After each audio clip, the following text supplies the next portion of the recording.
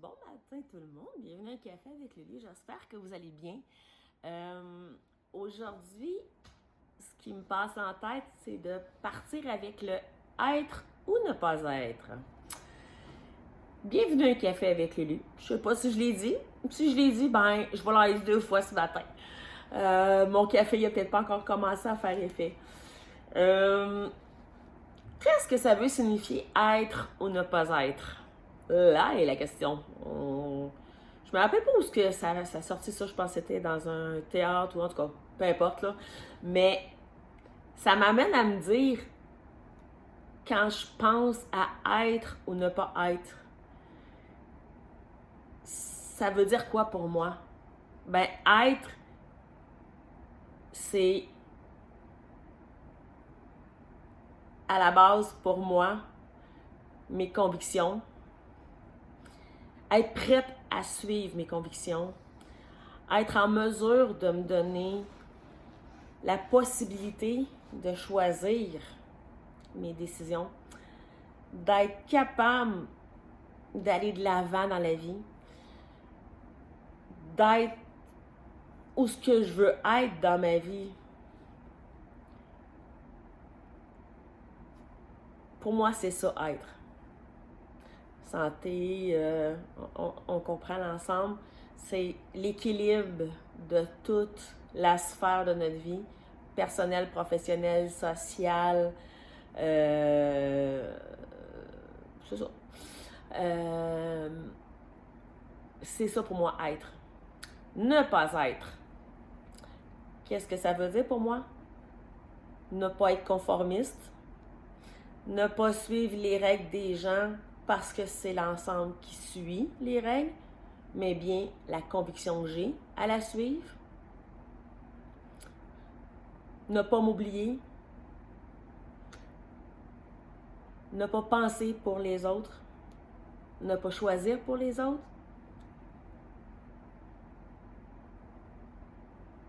Et ne jamais m'oublier. Donc, être ou ne pas être, pour moi, c'est ça. On le sait, on est dans une société très, très, très diversifiée. Moi, je considère qu'on est privilégié. On a beaucoup de possibilités de découvrir plein, plein, plein de choses autour de nous.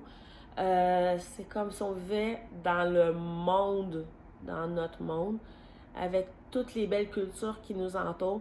Donc, il y a beaucoup de choses à découvrir. Mais il y a beaucoup de choses qu'on se fait interdire de découvrir aussi. Donc, c'est là où ce que le bas blesse.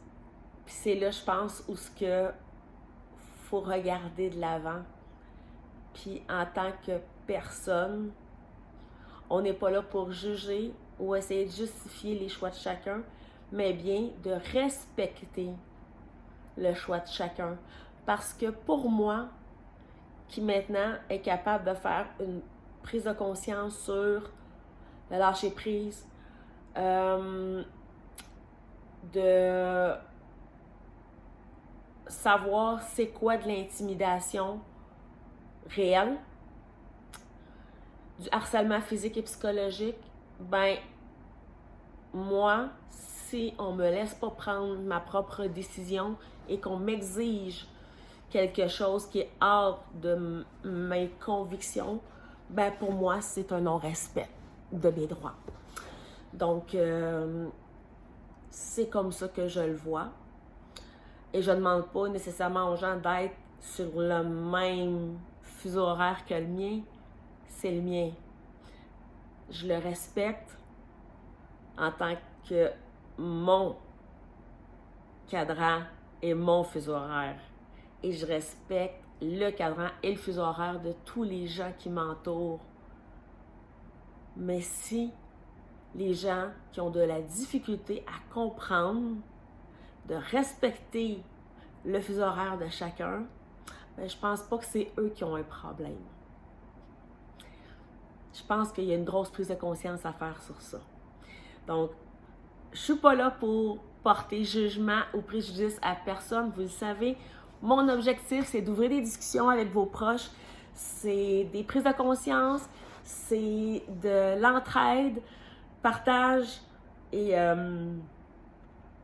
la limite, je dirais, de comprendre que tout le monde mérite le mieux-être dans sa vie. Et personne n'a été mis au monde pour être abusé physiquement, mentalement et psychologiquement. Tout le monde a le droit au respect dans la vie, mais faut-il savoir encore se respecter pour être capable de respecter les autres. Donc, moi, ce matin, j'ai décidé de convertir ma méditation à la lecture parce que j'ai eu un beau cadeau de Noël d'un de mes garçons. Et je ne suis pas quelqu'un qui lit beaucoup parce que j'ai beaucoup de difficultés à me concentrer, déficit d'attention. Madame, eh oui, elle a le déficit d'attention. Donc, c'est un défi pour moi. Donc, j'aime bien le titre, c'est la seule différence entre le succès et l'échec, c'est la règle du 10 fois. Fait que je vais le lire et je vais éventuellement vous faire mon petit compte rendu de ma lecture. Je sais pas quand, je vous le dis tout de suite. Je suis pas quelqu'un qui lit très vite, mais je lis pour comprendre et apprendre. Donc moi, je vous laisse là-dessus. J'espère que vous avez aimé la capsule et que vous allez le partager parce qu'on ne sait jamais à qui vous pouvez faire la différence dans la vie. Donc, c'est la beauté de la chose. Si vous avez le temps de vous accorder du temps, ben les capsules sont disponibles à tout moment pour vous. Et ce, de la première à la, je ne sais pas combien qu'il va en avoir, mais elles seront toujours disponibles en référence pour pouvoir vous aider à prendre conscience et à réaliser que vous avez plus de potentiel qu'on vous l'a peut-être fait voir. Donc, moi, je vous dis un gros merci de partager votre temps avec moi, de m'accompagner dans le parcours, dans le cheminement de la conscience, de l'éveil.